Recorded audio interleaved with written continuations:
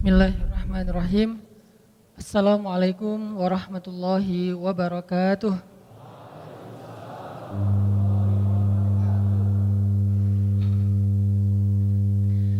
Alhamdulillahirabbil alamin. Nahmaduhu wa nasta'inuhu wa nastaghfiruh. Asyhadu an la ilaha illallah wahdahu la syarikalah. Wa asyhadu anna Muhammadan abduhu wa rasuluhu la nabiyya ba'dah. Radina billahi rabba wa bi Muhammadin nabiyya wa bil islami dina. Allahumma salli wa sallim wa barik ala sayyidina wa habibina wa maulana Muhammadin wa ala alihi wa sahbihi wa man tabi'ahu ila yaumiddin.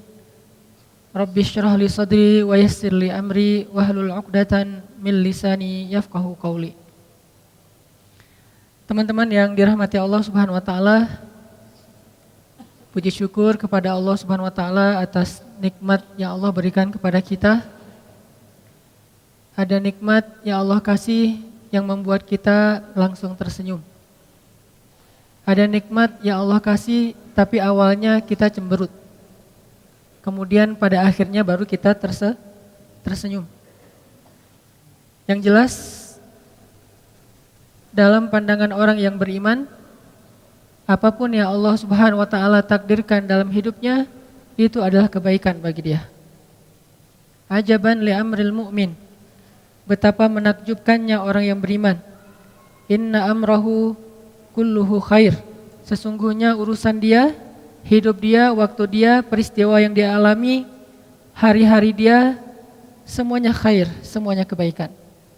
Kalau dia diuji dengan satu dharra, satu musibah, maka dia bersabar, maka itu juga adalah kebaikan bagi dia.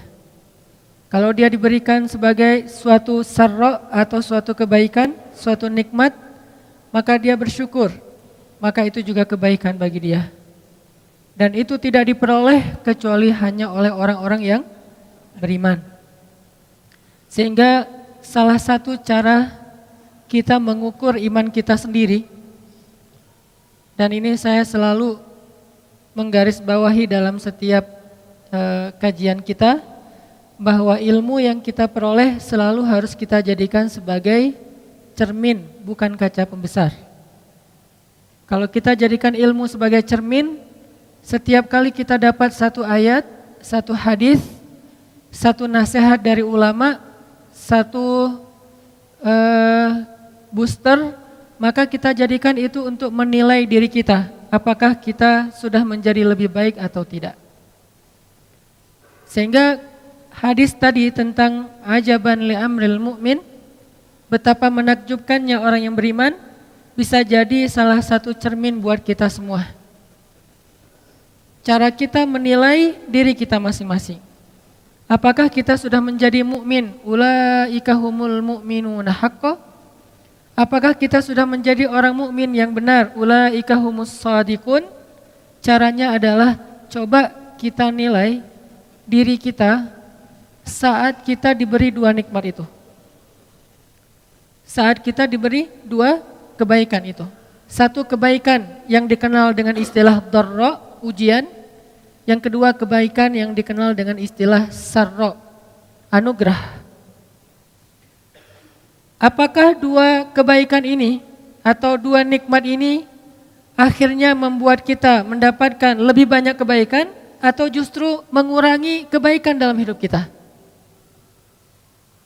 Kalau ketika Allah Subhanahu wa taala beri kita nikmat bentuknya sarra, terus dengan sarra itu bertambah manfaat kita untuk orang lain, berarti itu kebaikan. Apa sarra tadi? Nikmat. Kayak misalnya Allah nambahin kita rezeki, dapat sebuah proyek atau kita dagang, kemudian untungnya ternyata di luar perkiraan kita lebih gede. Lalu dengan nikmat rezeki tambahan itu, fadl, akhirnya kita menjadi orang yang bisa bantu orang lebih banyak. Berarti nikmat itu adalah khair. Tapi kalau dengan nikmat rezeki yang bertambah, dapat proyek, makin kaya, makin besar omsetnya, makin sukses, makin bagus karirnya, justru membuat kita menjadi orang yang semakin berkurang porsi kebaikannya, jadi semakin sombong, jadi semakin lupa kepada Allah, jadi semakin sibuk, akhirnya mulai mengurangi jatah ke masjid, mulai mengurangi jatah tilawah, mulai mengurangi jatah untuk ketemu dengan anak-anak dan keluarga, berarti itu tidak menjadi khair. Dan kalau tidak menjadi khair, apa menakjubnya? Apa yang menakjubkan dari orang itu? Padahal Nabi mengatakan, ajaban, sangat menakjubkan orang yang beriman. Siapa orang beriman? Salah satu ukurannya, kalau dia diberikan sarra, syakara, fakana khairallah. Kalau dia diberikan satu nikmat, dia bersyukur. Dan salah satu di antara makna bersyukur itu adalah berbagi dengan orang lain. Karena bersyukur hanya dengan mengatakan alhamdulillah itu belum utuh. Tapi itu sudah bagian dari syukur, cuman belum utuh. Dan terlalu mudah untuk melakukannya, sehingga bahkan orang yang tidak terlalu taat juga bisa melakukan itu. Sementara orang mukmin lahum darajatun 'inda rabbihim, punya tingkatan-tingkatan, dan pastinya kita pengen tingkatan yang lebih. Kita enggak mau berpuas diri dengan hanya tingkatan yang rendah saja. Kita pengen lebih baik daripada orang lain. Kita pengen mengungguli orang lain. Kita pengen dapat lebih banyak daripada orang lain. Sehingga mengatakan alhamdulillah saja belum sempurna, belum utuh. Masih ada bagian-bagian dari syukur lain yang perlu kita coba latih. Dan salah satunya adalah khairun nas anfa'uhum linnas. Sebaik-baik manusia yang paling banyak manfaatnya untuk orang lain. Sehingga kalau kita dapat nikmat, yang pertama kita pikirkan selain setelah kita bersyukur pada Allah dalam bentuk lisan, alhamdulillahirabbil alamin, hadza min fadli rabbi, dan bahasa-bahasa lain yang sangat banyak. Kemudian yang langsung kita pikirkan apa? Ini siapa yang bisa saya tolong nih? Gitu harusnya. Ketika kita dapat nikmat dalam bentuk harta, ketika kita dapat transfer, ketika kita dapat untung, ketika kita ngelihat angkanya gede banget, terus kita berpikir, alhamdulillahirabbil alamin. Terus apa yang setelah itu? Ini ke siapa ya saya kasih nih? Ini saya bantu siapa ya? Ini siapa yang membutuhkan ya? Ini baru orang keren banget nih. Sebelum kita mikirin, ini dipakai jalan-jalan kemana ya? Ini dipakai beli barang apa ya? Misalnya motor baru, motor klasik, mobil baru, atau apa segala macam. Mau di mobilnya mau di modis lagi. Motornya mau di custom lagi, rumah mau direnov lagi. Sebelum kita mikir yang ini, walaupun ini boleh-boleh aja, saya nggak melarang orang untuk menikmati hidup. Karena Allah juga nggak melarang kita menikmati hidup. Yang dilarang, kita mencintai hidup di dunia lebih daripada surga. Dan dunia juga nggak buruk. Allah sendiri mengatakan dunia itu dengan khair. Wa innahu lihubbil khairi lasyadid. Dan mereka mencintai terhadap dunia itu berlebihan. Dunia di dalam ayat ini diistilahkan dengan diksi khair, kebaikan. Sehingga kalau orang mengatakan dunia itu buruk, berarti dia hanya mengambil sebagian dari definisi dunia. Sementara masih banyak yang lain. Kita boleh custom motor kita. Ya, saya juga dikit-dikit ngelakuin. Cuman budgetnya gak berani gede-gede. Terus yang kedua, kita boleh juga mau modif mobil kita. Misalnya bannya digedein, terus warnanya dibikin doff biar sama dengan kulit. Terus apalagi misalnya di body kit biar makin gagah misalnya. Di wax biar makin kinclong. Terus kalau cewek joknya diganti pink semua, ungu semua, atau pelangi warna-warni, tergantung selera warnanya masing-masing. Kadang senengnya dengan warna ungu, dari lipstick sampai ke jok mobil ungu misalnya, nggak masalah. Nah, ini apalagi kalau dia ngelakuin itu dengan cara yang pakai lipstick warna ungu terus pakai cadar, kan lumayan ya. Gak ada yang tahu. Yang tahu siapa? Suaminya dong. Karena ternyata suaminya senang warna ungu. Cie. Bahaya. Jadi teman-teman gak masalah. Cuman sebelum kita mikirin yang itu, biar lebih keren lagi nih, coba mikirin pas kita dapat duit, kita dapat rezeki, kita dapat harta, kita mikir siapa yang bisa saya tolong ya. Kalau perlu kita nyari. Kayak kita browsing, kayak kita stalking, kayak kita kepoin aduh nggak tega nyebutnya Coba kita kepoin stalking orang-orang yang membutuhkan. Sesemangat itu. Kan kadang-kadang kalau kepoin si dia yang di masa lalu tuh sampai jam 1 malam nyari semua. Dia nama akunnya apa sih? Kok nggak nemu ya? Terus nanya ke teman-teman nggak ada yang ngasih tahu. Cari sampai dapat, sampai hobinya, musik yang dia suka. Semuanya di stalkingin sampai nemu. Kalau udah nemu ternyata di lock akunnya. Pas di lock apa yang kita lakukan? Biar nggak ketahuan, balik lagi, bikin akun baru. Biar bisa minta request di follow. Karena kalau di lock terus kita nge-follow, kan dia ngelihat dulu, wah siapa, ternyata kita gitu. Namanya terlalu jelas, Hanan_Ataki gitu. Ya udah ganti, apa misalnya nama-nama yang gak jelas, supaya pas nge-follow dia gak tahu kalau itu kita. Dan postingannya 0. Pengalaman. Bukan pengalaman ngeliat mantan, pengalaman stalking. Nah, kalau kita bisa stalking orang lain, bisa stalking si dia, mantan, segala macam, begitu semangatnya, kenapa kita nggak stalking yang lebih bermanfaat? Stalking orang-orang yang lagi membutuhkan. Kita bisa pakai hashtag, apa misalnya hashtagnya duafa, atau hashtagnya miskin, atau hashtagnya berobat, atau hashtagnya share, hashtagnya care, atau apapun hashtag, kan dari hashtag ketahuan ya. Atau kanker Indonesia, ketahuan tuh kasus-kasus kanker di Indonesia, di seluruh Indonesia, atau kelaparan, atau apalah biaya pendidikan. Kita stalking, kita nyari. Terus di antara sekian banyak postingan, kita pilih yang paling mudah deh buat kita, yang paling dekat dengan jarak kita. Akhirnya ketika kita dapat nikmat, yang pertama kita pikirin, ini ngasih siapa ya? Ini baru keren nih.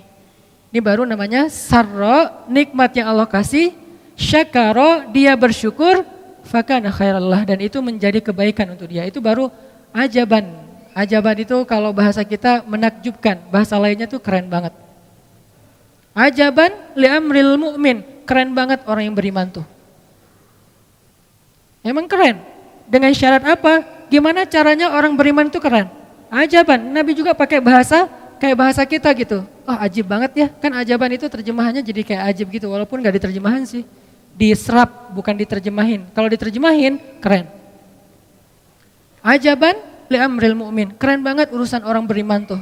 Atau keren banget hidup orang yang beriman tuh. Keren banget perilaku orang yang beriman itu. Keren banget sikap orang yang beriman. Pokoknya orang beriman, keren. Gimana caranya? Salah satunya adalah kalau dia mendapatkan sarro, satu nikmat, syakaro fakana khairallah. Dan bentuk syukurnya adalah dia mikir, mau bantu siapa dengan nikmat ini? Mau ngasih ke siapa nikmat ini? Mau berbagi dengan siapa nikmat ini? Mungkin kalau kita nggak mau stalking di IG atau di sosial media, karena kita emang gampang sebenarnya menemukan orang-orang yang butuh kan? Lebih gampang mencari orang yang bisa kita tolong daripada nyari-nyari kesalahan orang lain. Nyari kesalahan orang tuh susah loh. Udah dapat rugi. Kenapa? Begitu kita dapat kesalahan orang lain kita share, maka kita mengambil dosa dari kesalahan itu untuk kita tanggung.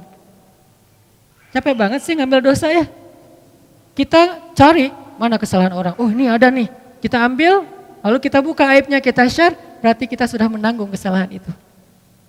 Kalau kita simpan, kita nggak ikut menanggung. Kalau kita kasih tahu ke orangnya supaya dia memperbaiki diri, maka kita dapat pahala dan dia juga kalau memperbaiki diri dapat pahala. Tapi kalau kita share, dia udah habis dosanya, kita yang nanggung dosa dia, kan rugi tuh. Daripada capek-capek kayak gitu, mending kita nyari, stalking, kepo, siapa sih yang bisa kita tolong. Dan itu lebih gampang. Kalau kita nemu, belum nemu aja udah dapat pahala, baru niat aja udah dapat. Begitu kita dapat nikmat, aduh pengen nolong siapa ya? Siapa yang punya punya niat, punya keinginan kepada kebaikan, lalu dia tidak jadi melakukannya atau belum melakukannya, dia sudah mendapatkan pahala dari niat. Wa innama likulli imri'in ma nawa. Jadi teman-teman, niat itu luar biasa seperti yang kita bahas dalam 2 pertemuan terakhir. Keren banget, niat pengen bantu orang aja, ini belum bantu nih, baru niat. Siapa ya yang bisa saya bantu nih? Udah, wa innama likulli imri'in manawa. Udah dapat kayak pahala ngebantu orang tersebut. Nyari, proses mencari itu juga pahala. Karena berjalan, kalau dulu mungkin nyarinya dengan berjalan. jalan ke rumah tetangga, jalan ke rumah di ujung kota, jalan ke rumah beda kabilah, pokoknya jalan. Kalau dulu jalan, kalau sekarang nyarinya dengan kita stalking, kita cari di internet, kita nelpon, kita baca di grup WA segala macam. Yang jelas ada effort buat nyari. Proses mencari itu juga bagian dari kebaikan. Mencari doang, belum nemu. Terus kalau udah nemu, ketemu, oh ternyata ada tetangga yang butuh, ternyata ada teman yang butuh, ternyata ada temannya teman yang butuh, ternyata ada temannya teman-teman butuh. Terserah deh dari mana asal usulnya, ketika nemu lalu kita datengin, kita share, kita care kepada dia, maka kita kata Nabi, ajaban li amrul mu'min, itu baru mukmin yang keren. Itu baru mukmin yang keren. Kenapa? Syakaro, dia bersyukur dengan cara berbagi, dengan cara berbuat kebaikan. Laisal birra an tuwallu wujuhakum qibalal masyriqi wal maghrib. Kebaikan itu bukanlah memperdebatkan mana yang paling tepat antara timur dan barat. Kan ayatnya kayak gitu kan? Kebaikan laisal bir an tuwallu wujuhakum qibalal masyriqi wal maghrib, untuk memperdebatkan arah kalian beribadah ke timur atau ke barat dalam konteks perdebatan orang Yahudi terhadap kiblatnya kaum muslimin. Tapi tafsirnya luas, bukan memperdebatkan sesuatu yang sama-sama baik. Orang Yahudi beribadah itu kebaikan sebelum mereka menyelewengkan agamanya, orang muslim beribadah itu juga kebaikan. Ngapain diadu-adu di antara dua agama yang sama-sama berasal dari para anbiya? Justru albir, kebaikan itu adalah salah satunya adalah berinfak, menolong orang yang membutuhkan, orang yang jadi korban perang, air itu jelas korban perang salah satunya. Kemudian orang yang musafir atau orang-orang yang, kalau dulu namanya musafir atau ibnu stabil, orang yang di jalan, kalau sekarang orang yang homeless. Karena orang yang musafir sekarang mungkin gak serumit, gak sesulit dulu kan. Kalau dulu musafir, orang yang ibnu stabil itu yang di tengah perjalanan emang benar-benar sulit. Pertama, gak semua orang kaya musafir, bukan orang kaya doang yang musafir, orang miskin juga musafir dulu karena nomaden. Atau dia ikut rombongan tapi dia kekurangan harta. Kalau sekarang musafir itu identik malah dengan orang yang mampu, traveling, trip, touring, kan udah punya bekal ya. Berarti terjemahan dari Ibnu Sabil itu salah satunya adalah homeless. Terjemahan konteks dan realitas. Orang-orang yang tidak punya tempat tinggal. Apakah di kota kita ada? Banyak teman-teman. Baru aja kemarin salah satu teman-teman dari Karang Taruna di Kota Bandung, di wilayah tertentu di Kota Bandung, karena kebenaran kolaborasi dengan rumah teduh yang di istri saya kelola, itu nemu seorang bapak yang homeless, yang beliau tinggal tidurnya di trotoar dan beliau punya penyakit yang cukup parah. Akhirnya dibawa ke rumah sakit sama Karang Taruna, kolaborasi sama kita. Terus berobat dengan dokter, udah sembuh, sekarang balik lagi ke wilayahnya. Cuman di wilayah itu beliau karena nggak punya lagi keluarga, nggak ada yang berani nyewain atau ngekosin beliau. Karena dianggap dulu mungkin punya cerita yang kurang baik di wilayah itu. Akhirnya warga di situ agak kurang menerima. Kita carikan nih siapa yang mau menerima beliau untuk kos-kosan di situ. Nah ini adalah bagian dari albir, ini yang perlu kita pikirkan ketika kita dapat nikmat. Betapa egoisnya orang yang ketika dikasih nikmat oleh Allah cuman mikirin diri sendiri. Mau jalan kemana ya, mau makan apa ya, mau trip kemana ya, mau touring kemana ya, mau traveling kemana ya, mau jajan apa ya, beli apa, mall mana. Oke, ini gak masalah, tapi ini next setelah yang kedua tadi. Pertama alhamdulillah, sujud syukur kalau perlu. Yang kedua adalah mikirin ke siapa kita bisa berbagi. Yang ketiga baru mikirin diri kita. Lagian Allah nggak minta 50% untuk dibagi, enggak. Kalau mau ngasih zakat ya 2,5, kalau mau ngasih lebih dari itu atau yang bentuknya sedekah tidak ada batasan, walaupun idealnya jangan lebih dari sepertiga, maksimal sepertiga dari harta kita karena ada hak anak dan istri. Jadi Allah nggak minta banyak sebetulnya. Kita kasih 1% juga Allah udah menghargai banget. Kita kasih 0,5% Allah hargai banget. Kita kasih 10% Allah lebih hargain lagi. Tapi kita harus mikir, ketika kita dapat sarro, satu nikmat, siapa yang bisa saya tolong nih dengan ini? Makanya coba teman-teman kita baca lagi ayat ini sambil kita renungkan. Firman Allah Subhanahu wa taala, di dalam surat Al-Baqarah ayat 177. Coba kita tilawah ayat ini, mudah-mudahan ini jadi booster buat kita bersama. Surat Al-Baqarah ayat 177.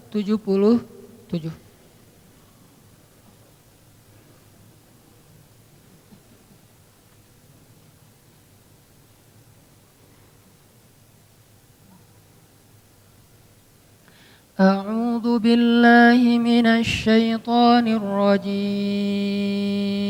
Silahkan.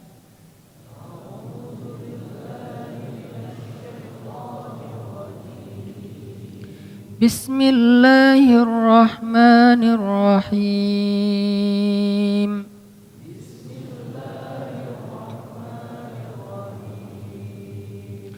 Laisal birra an tuwallu wujuhakum qibalal masyriqi wal maghrib.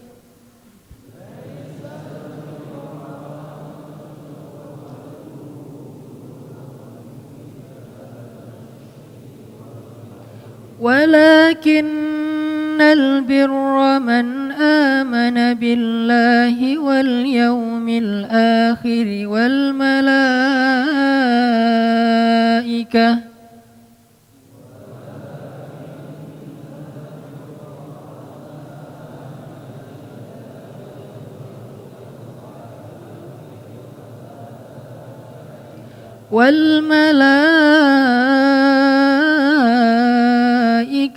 والكتاب والنبيين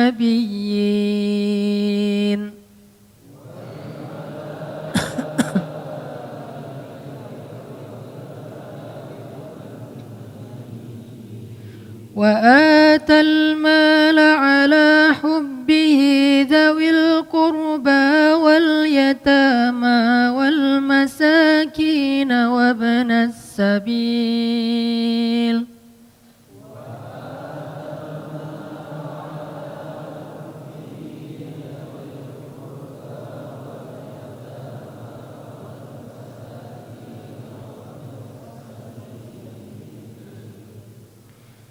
والسائلين وفي الرقاب وأقام الصلاة وآتى الزكاة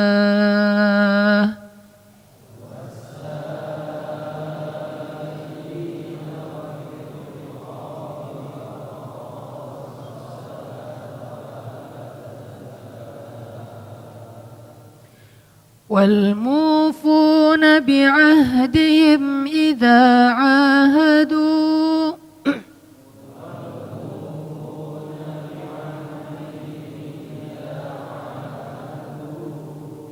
والصابرين في البأساء والضراء وحين البأس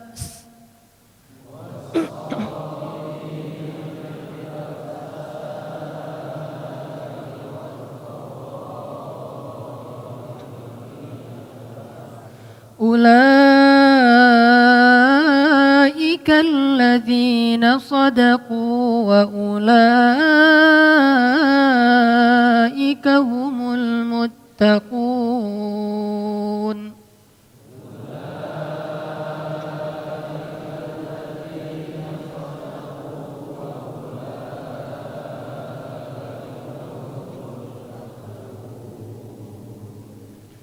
Bukanlah kebaikan hanya sekedar tentang menghadapkan wajahmu ke arah timur dan ke arah barat.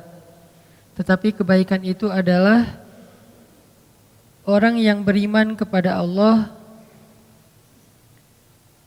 kepada hari akhir, kepada malaikat-malaikat, kitab-kitab, Alkitab, nabi-nabi, dan orang-orang yang memberikan infaknya atau bantuannya kepada kerabat yang dicintainya, anak yatim, orang miskin, orang-orang yang dalam perjalanan, para peminta atau bukan peminta-minta ya, orang yang meminta bantuan, karena peminta-minta dalam Islam sesuatu yang tidak baik.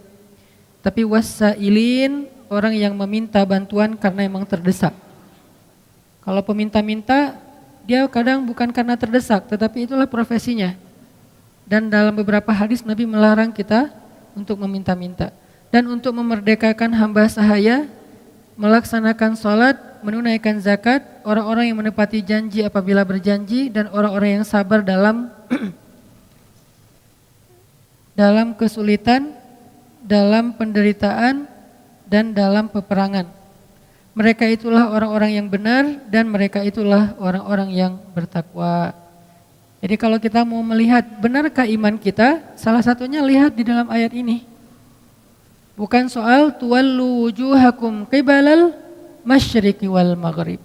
Bukan hanya masalah perdebatan mana yang benar, mana yang salah. Padahal dua-duanya orang yang melaksanakan ibadah. Kan ini konteksnya orang Yahudi yang suka mempermasalahkan ibadah orang yang beriman. Sehingga kata Allah bukan itu intinya. Tapi inti dari albir, orang yang baik adalah satu iman pastinya. Karena tanpa iman semuanya menjadi bergugur. Iman dijelaskan dengan terperinci. Kemudian wa'atal mal, dan memberikan hartanya berarti share. Inilah mukmin yang sebenarnya. Jadi ketika kita dapat kelebihan rezeki, bahkan bagi orang tertentu kadang-kadang dia enggak hanya nunggu sampai rezekinya berlebih baru dia share. Asalkan dia dapat rezeki, dia share. Inilah ansor. Inilah ansor. Dan itulah yang menjadikan ansor itu sangat dicintai oleh Allah Subhanahu wa taala. Sampai Allah menyebutkan mereka bersama muhajirin di banyak ayat. Was-sabiqunal awwalun minal muhajirin wal ansar walladzina ittaba'uhum biihsan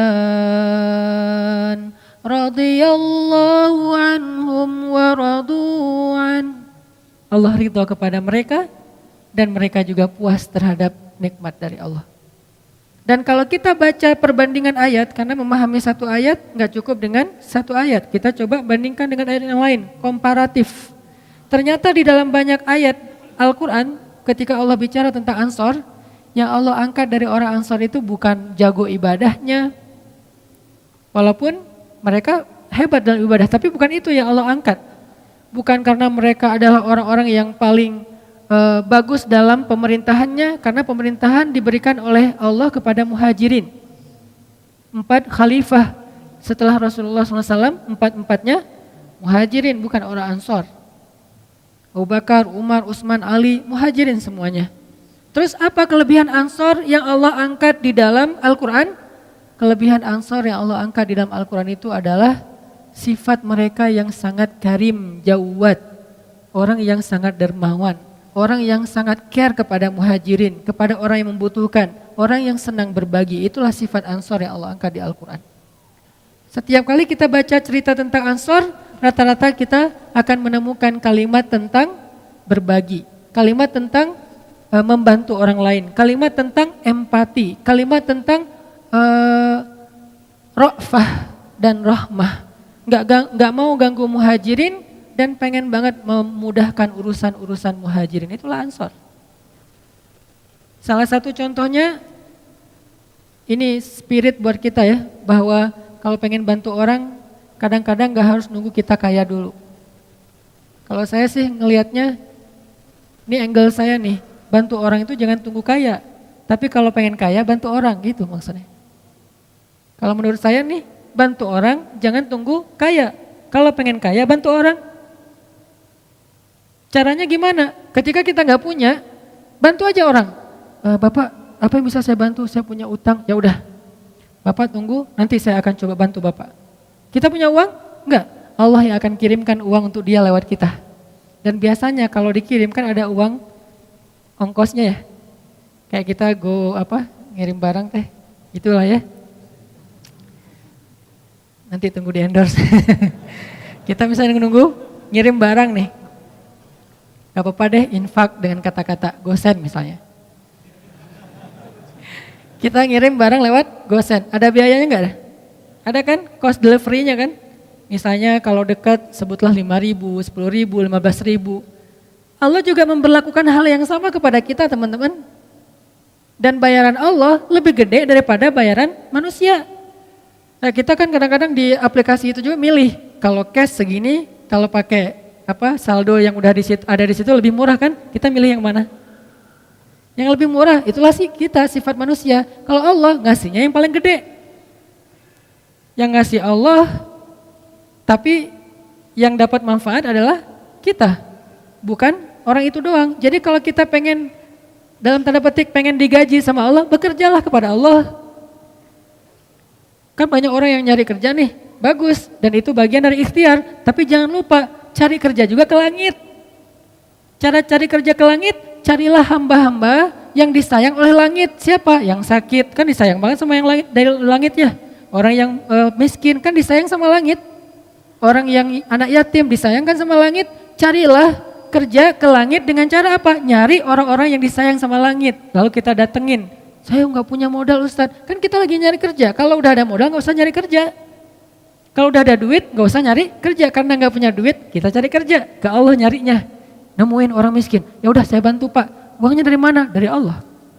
Ya Allah ini ada hambamu saya pengen bantu dia. Tolong saya ya Allah. Akhirnya kita kumpulin teman-teman. Yuk kita bikin funding, yuk kita apa, ini ada ini. Kadang-kadang kita cuma penghubung doang, kita gak punya apa-apa loh. Akhirnya Allah kirimkan dan ternyata Allah ngekasih kita kos, biaya, gaji. Dalam bahasa Al-Quran itu disebut dengan ajrun. Ajrun itu kalau bahasa terjemahnya itu bukan pahala, upah. Kos itu upah. Insya Allah nanti kita lanjutkan setelah sholat isya tentang kebaikan dengan cara yang seperti ini insya Allah. Baik, bismillahirrahmanirrahim. Teman-teman sekalian, kita langsung lanjutkan karena mungkin malam ini maksimal kita punya waktu sampai jam 8.15. Karena nanti setelah ini juga ada majelis ilmu yang lebih luar biasa lagi. Karena setelah ini akan ada halaqah majelis ilmu bersama guru kita, Buya Yahya. Yang insya Allah ilmunya jauh lebih dalam dan akan lebih bermanfaat buat kita semuanya.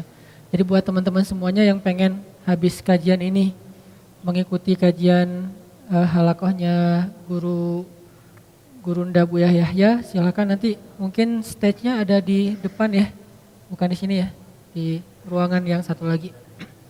Oke, kita lanjutkan kajian kita. Tadi kita sampai di pembahasan bekerja kepada Allah. Jadi angle saya ngelihatnya kalau kita pengen bantu orang, jangan hanya nunggu pas kita mampu. Pas kita punya rezeki lebih. Walaupun kaidah agamanya kayak gitu. Kan dalam Islam itu ada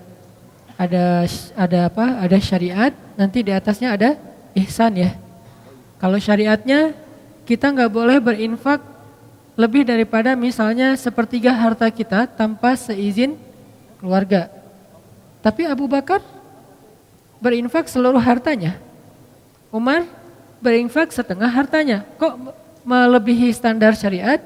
Ya karena keluarga Abu Bakar, keluarga Umar, bukan hanya beliau berdua tapi juga keluarganya, istrinya, anak-anaknya, semuanya derajatnya tuh udah wafa. Derajatnya udah muhsin, orang-orang yang berihsan. Sehingga mereka melakukan sesuatu lebih daripada standar umum yang dilakukan orang lain. Nah, saya ngelihat ternyata menurut saya tuh kalau kita pengen bantu orang, jangan nunggu punya kemampuan. Kalau kita pengen nolong orang, jangan nunggu kita dikasih rezeki yang lebih. Tapi sebaliknya, kalau kita pengen dapat rezeki yang lebih, tolong orang. Kalau kita pengen dimampukan, bantu orang. Kalau kita pengen diselesaikan urusan kita, selesaikan urusan orang. Jangan tunggu, gua beresin dulu urusan gua, ntar baru nolong yang lain. Enggak, kebalik. Kalau kita pengen urusan kita cepat beres, cepat diselesaikan sama Allah, cepat ditolong, cepat dikasih keajaiban, surprise segala macam, ya udah tolong orang dulu. Walaupun kita dalam kondisi susah, justru itu kesempatan buat kita. Karena hadisnya jelas, Nabi SAW mengatakan, "Maka nafi hajati akhi, kana Allahu fi hajati." Siapa yang menyelesaikan hajat saudaranya, atau sibuk mengurus hajat saudaranya, Allah juga akan sibuk mengurus hajat dia.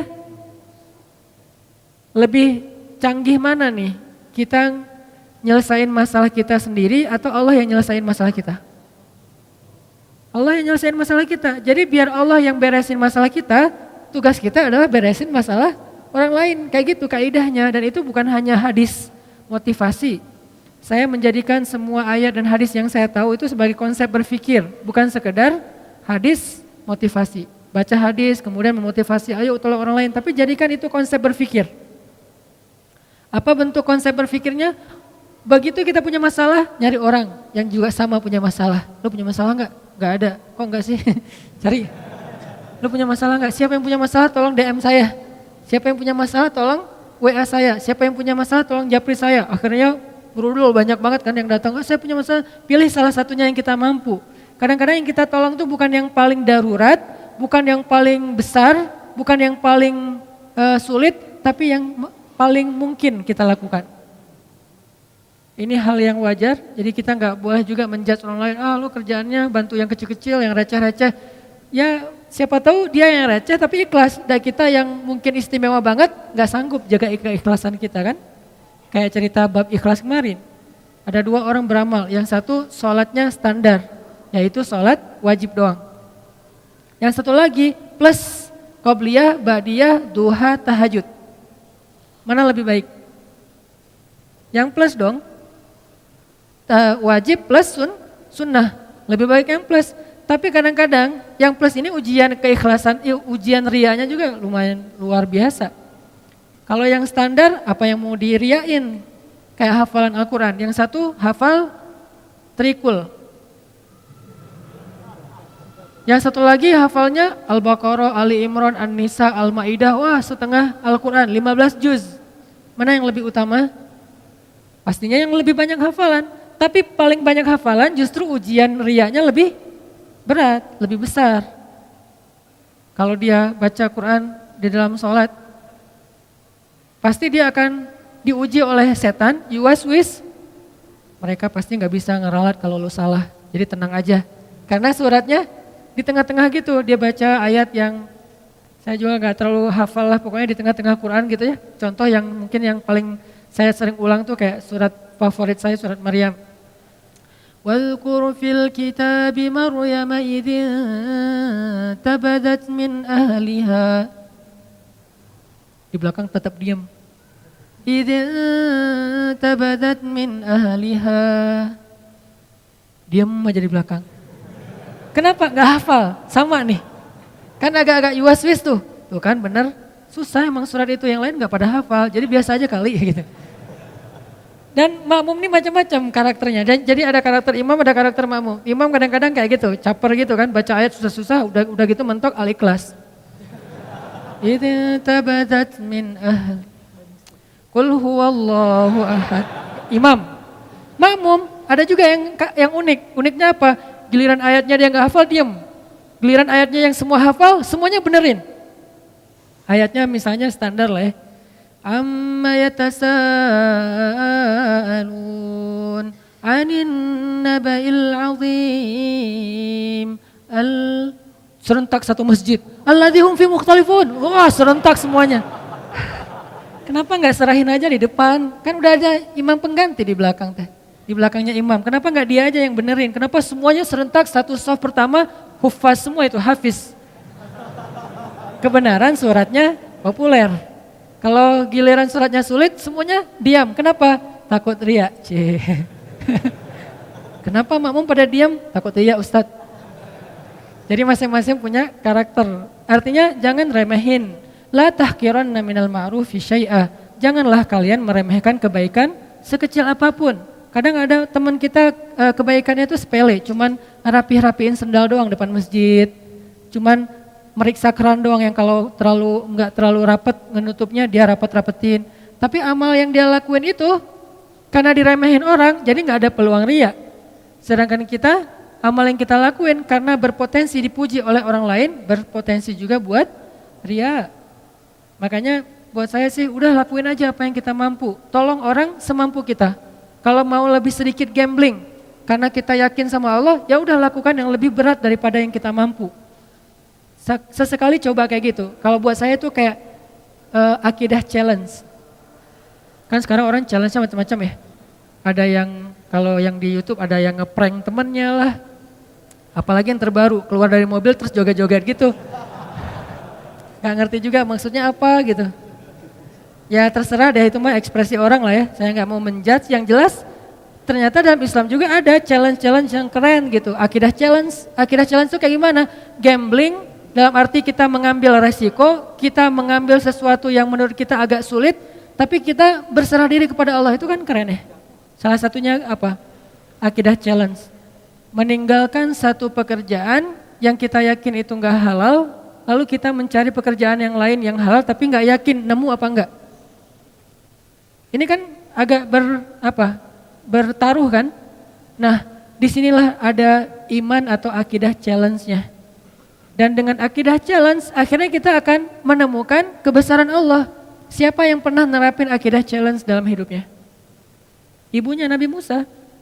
Ketika Allah mengatakan kepada ibunya, "Idz auhayna ila ummika ma yuha, an qadhifihi fit tabut, faqdhifihi fil yammi, falyulqihil yammu bil sahil, ya'khudhu aduwwul li wa aduwwullah." Itu berat banget loh. Ketika Allah berfirman kepada ibu Musa, "Hanyutkanlah bayimu ke sungai Nil." Supaya apa? Supaya dia nanti kemudian akan ditemukan oleh musuhku dan musuhnya. Kan berat nih. Ya Allah disuruh hanyutkan, malah bukan diselamatkan, malah ditemukan oleh musuhnya. Ini akidah challenge, ini iman challenge banget buat ibunya Musa. Dan kata Allah, la takhafi, jangan takut, inna radduhu ilaiki, wa ja'iluhu minal mursalin. Kami pasti akan kembalikan dia kepadamu. Akhirnya dihanyutkan oleh ibu Musa, lalu Allah Subhanahu wa taala singkat cerita mengundang kembali ibu Musa ke istana untuk menyusui bayinya yang sedang kehausan di istana. Akhirnya kembalilah bertemu antara Musa dengan ibundanya, bahkan dengan keluarga besarnya. Ini namanya akidah challenge menurut saya nih. Atau Musa juga pernah akidah challenge kayak gitu ketika Allah bertanya dan Allah Maha tahu jawabannya. Wa ma tilka biyaminika ya Musa? Apa yang di tangan kananmu wahai Musa? Kenapa Allah nanya? Padahal Allah tahu jawabannya. Tidak semua pertanyaan di dalam Al-Quran artinya karena nggak tahu. Ada pertanyaan karena nggak tahu, ada pertanyaan karena nguji, ada pertanyaan karena ingin menegaskan berita. Dan ini pertanyaan Allah ingin menegaskan berita bahwa itu tongkat, bukan ular. Sehingga Allah nanya, "Wa ma tilka biyaminika ya Musa?" Apa yang di tangan kananmu Musa? Musa yang ngomong, Musa yang bicara. Qala hiya 'asaya atawakka'u 'alaiha wa ahushu biha 'ala ghanami wa liya fiha ma'aribu ukhra. Ini adalah tongkat ya Allah. Siapa yang ngomong? Musa. Artinya itu benar-benar tongkat, bukan doktrin. Allah enggak mengatakan Musa itu tongkat ya. Ya Allah enggak. Allah nanya, apa itu Musa? Kata Musa tongkat. Berarti kamu yang bilang tongkat ya, bukan aku gitu, bukan Allah. Akhirnya aku pakai untuk hiking. Atawakka'u 'alaiha. Untuk apa itu? Untuk naik gunung. Apa istilah kita? Ya mudah-mudahan tidak ada yang mempermasalahkan. Hiking. Karena itu memang benar kayak gitu kan. Untuk hiking, kalau di zaman kita kayak trekking gitu kan ya, istilah-istilah kita kan ya, untuk naik gunung pakai tongkat. Wa husyu biha 'ala ghanami, saya pakai untuk menggembalakan ternak-ternak. Waliya fiha ma'aribu ukhra, dan beberapa fungsi yang lain lah. Terus kata Allah, alqiha ya Musa, coba kamu lempar wahai Musa. Fa alqaha fa idza hiya hayyatun tas'a. Lalu tiba-tiba ketika Musa melemparnya, dia menjadi ular yang merayap-rayap. Kemudian Allah kasih challenge buat Musa. Apa challenge-nya? Khudha, coba kamu ambil Musa. Ini challenge buat Musa, biar Musa makin yakin sama Allah, dikasih ujian dulu. Khudha la takhaf, sanu'iduha siratahal ula. Gak usah khawatir, berarti Musa khawatir. Karena Musa ngeliat, aduh ini ular dalam hidup Musa, Musa belum pernah megang ular. Sekarang disuruh pegang ular sama Allah, khudha, pegang ular. Dan ini bukan ular biasa yang ditemukan di hutan, ular bahasa kita jadi-jadian, kan lebih ngeri ya. Kalau ular biasa, kita juga jarang megang, gak pernah megang, malah kecuali di kebun binatang, itu juga didampingin pawangnya. Ini nggak masalah nih, nggak masalah. Oh ya udah. Begitu dia agak-agak ularnya iseng dikit, Pak, ini kenapa nih, heboh gitu, panik gitu, agak-agak norak gitu kan ya. Megang ular di kebun binatang norak, gimana di hutan gitu. Jadi jangan meremehkan Musa yang khawatir. Kenapa Musa khawatir? Wajar. Pertama, itu ular liar yang bukan di kebun binatang, nggak ada pawangnya. Kedua, itu ular bukan dari semak-semak, dari tongkat. Kan aneh. Kalau dari semak-semak, ular biasa mungkin Musa nggak takut karena Musa seorang laki-laki yang perkasa. Tapi ini ular dari tongkat. Jadi kalau kita mau pakai nalar, kenapa Musa takut sama ular gituan doang? Karena ularnya bukan ular yang biasa, tapi ular yang berubah dari tongkat. Jadi kayak jadi-jadian gitu. Waduh, ini ular dari tongkat jadi ular. Gimana megangnya ntar kalau ada apa-apa gimana? Musa khawatir. Kata Allah, la takhaf, jangan khawatir. Sanu'iduha siratahal ula. Ntar kami balikin lagi kepada bentuk aslinya. Ini akidah challenge buat Musa. Kalau bahasa teman-teman yang ngajinya mungkin lebih dalam, istilahnya rububiyah, uluhiyah, asma, sifat dan seterusnya. Kita menerjemahkan, bukan mengubah istilah, akidah challenge. Dipegang sama Musa dikit, langsung berubah lagi menjadi tongkat. Maka bertambahlah iman Musa. Bertambahlah, arti bertambah iman apa? Bertambah percaya sama Allah, bertambah yakin sama Allah. Nanti kalau dikasih challenge yang lain, udah sanggup. Challenge berikutnya apa? Challenge berikutnya adalah idhab ila Fir'aun innahu tagha. Pergilah kepada Fir'aun, dia itu jahat banget. Itulah challenge yang lebih berat daripada megang ular. Tapi Allah kasih challenge yang kecil dulu biar Musanya makin yakin. Ini artinya teman-teman kadang-kadang ketika kita ngambil sebuah pilihan yang sulit, kita agak sedikit gambling dalam hidup kita, tapi bersandar kepada perintah Allah, larangan Allah, kehendak Allah, apa yang Allah mau, syariat Allah. Di situ kita belajar iman, termasuk nolong orang lain. Sehingga kata Nabi, man kana fi hajati akhi, kana Allahu fi hajati. Siapa yang sibuk ngurus hajat saudaranya, Allah juga akan sibuk ngurus hajat dia. Termasuk nanti banyak sekali hadis-hadis yang lain yang senada atau semakna dengan ini. Ini artinya angle-nya buat saya, kalau kita punya masalah, tolong orang yang punya masalah. Baru Allah tolong kita. Kalau kita pengen ditambahin rezeki, tolong orang dalam menyelesaikan masalah keuangan dia atau harta dan seterusnya. Jadi bekerjalah kepada Allah. Paling gampang tuh nyari kerja ke Allah loh. Nyari kerja ke perusahaan belum tentu diterima. Kalau ke Allah diterima enggak? Pasti diterima, Allah enggak pernah nolak. Orang yang pengen bekerja kepada Allah artinya pengen beramal, Allah nggak pernah nolak. Kenapa saya mengistilahkan bekerja? Dan Allah juga mengistilahkannya kayak gitu, berdagang.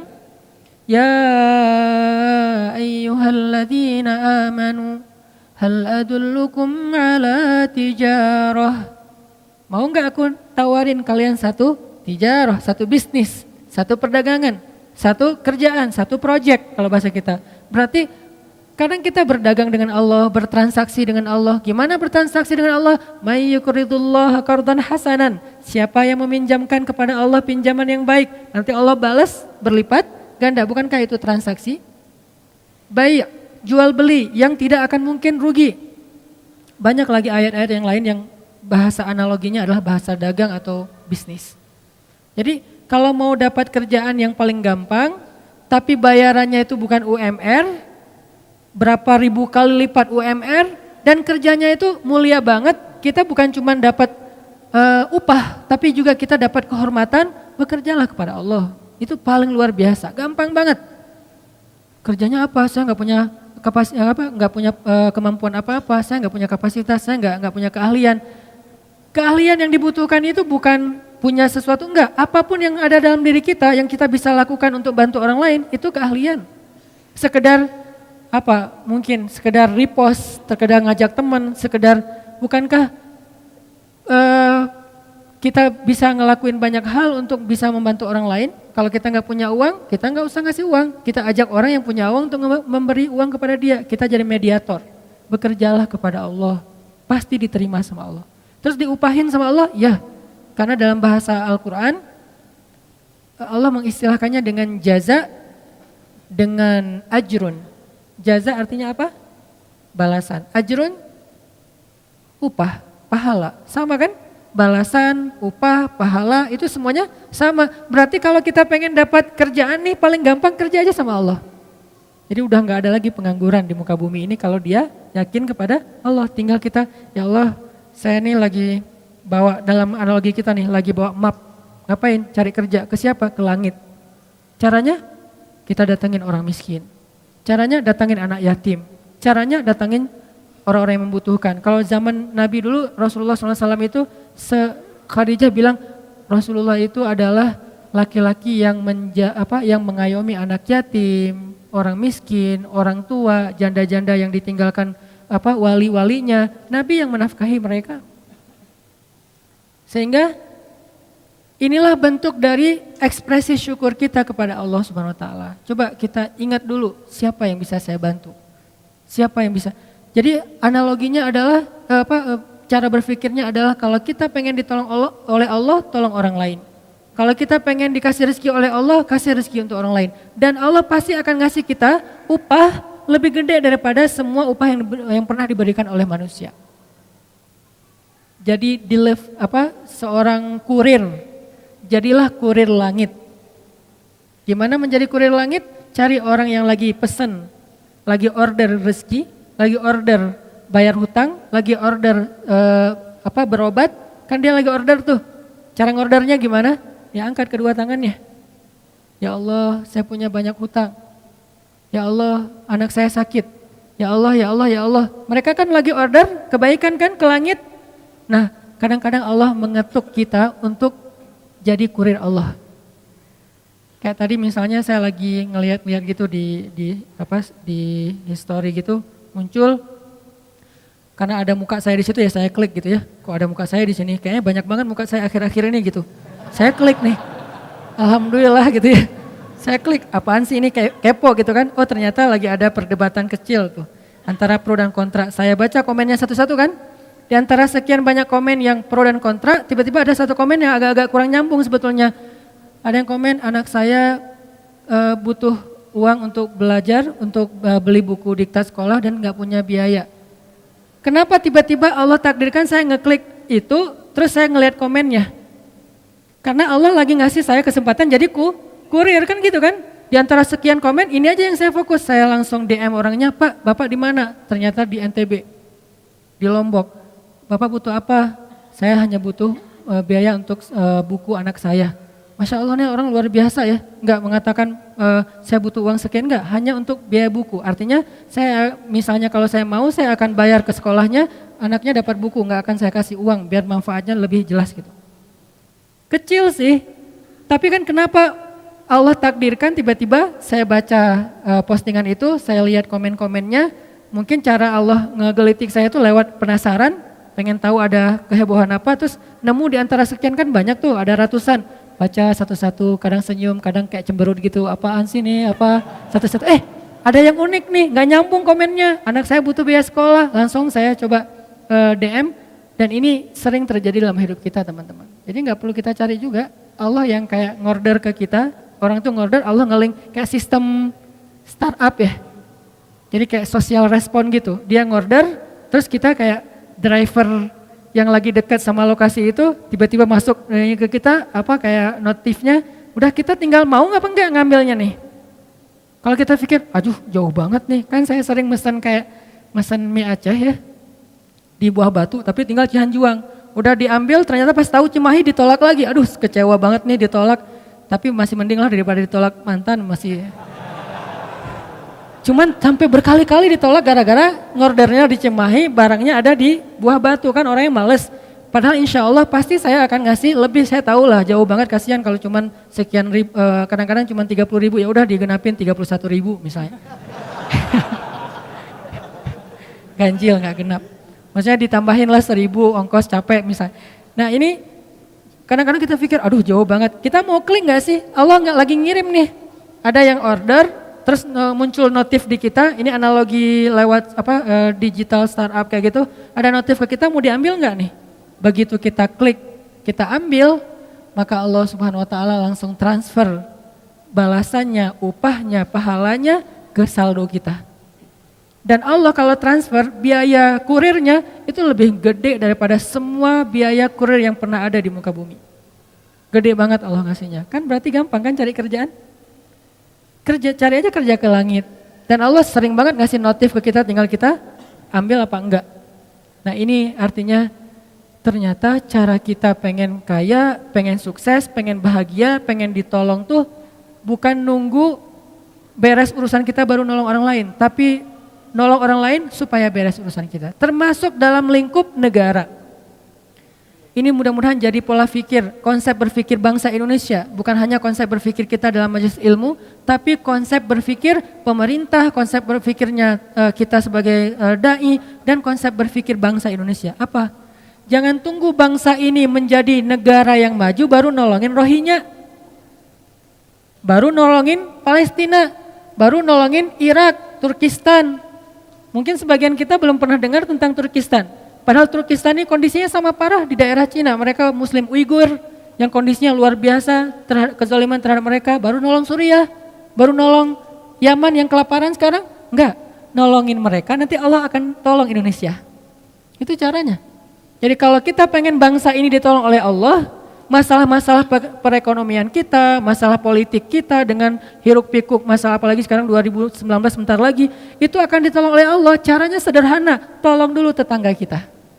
Sehingga gak ada lagi istilah, udah di Indonesia dulu aja. Di Indonesia juga kita kerjain, tapi bukan berarti tunggu ini beres baru ke sana. Enggak, kenapa gak simultan aja sekalian? Bukankah kita juga mampu? Sama kayak analogi tadi, ketika anak kita sakit, anak tetangga sakit, terus kita gak akan bantu tetangga sebelum anak kita sembuh. Salah, bantu juga anak tetangga, walaupun kita bagi porsinya. Jangan juga anak sakit, tetangga sakit, terus ke tetangga anak kita dibiarin aja sampai, enggak gitu-gitu amat juga sih. Itu enggak realistis lah, terlalu naif. Kan kata Ustadz juga harus bantu tetangga dulu, ntar Allah yang akan bantu anak kita. Ya kalau iman istri kita kuat, kalau enggak akan dibukain pintu ntar semalaman. Kan bahaya, ngapain sih ke tetangga, ada siapa sih di situ? Enggak ada siapa-siapa. Oh ya, Buya udah datang. Jadi teman-teman sesederhana itu, jadi dalam lingkup pribadi, dalam lingkup keluarga, bahkan dalam lingkup bangsa. Sehingga kalau kita pengen bangsa Indonesia ini ditolong oleh Allah Subhanahu Wa Taala, ayo kita sama-sama menolong saudara-saudara kita yang membutuhkan. Semampu kita, nanti Allah akan turunkan banyak sekali pertolongan dan kebaikan untuk bangsa ini. Ini belum selesai, insya Allah nanti akan kita lanjutkan pada pertemuan yang akan datang. Dan saya secara pribadi mengucapkan jazakumullahu khairal jazak kepada semua teman-teman yang mensupport saya ketika diuji oleh Allah Subhanahu Wa Taala. Sebetulnya ini ujian kecil sekali, tapi buat orang seperti saya yang lemah, ini menjadi ujian yang agak berat. Tapi karena support dari para asatiz, dari para guru, dari para da'i, daripada teman-teman, akhirnya alhamdulillah ujian ini kemudian berbuah banyak kebaikan. Kebaikan persaudaraan, gara-gara adegan ini akhirnya semakin hangat persaudaraan di antara para ustadz. Kemudian lewat adegan ini semakin kuat ukhuwah kita, dan yang alhamdulillah luar biasa lewat adegan ini akhirnya Allah kasih kejutan buat saya secara pribadi, untuk keluarga saya juga. Anak laki-laki saya yang kedua atau anak yang kelima, yang insya Allah itu menjadi qurrata ayun dan menjadi kebaikan. Dan ini semuanya berkat doa teman-teman. Jadi jazakumullah khair atas supportnya. Saya respect banget sama teman-teman. Semoga kita selalu dijaga keikhlasan dan ketawaduan kita fi sabilillah. Barakallah. Kita lanjutkan dengan kajian guru kita Buya Yahya. Ya, di sebelah sana kan? Di ruang yang satu lagi. Oke, barakallah. Assalamualaikum warahmatullahi wabarakatuh.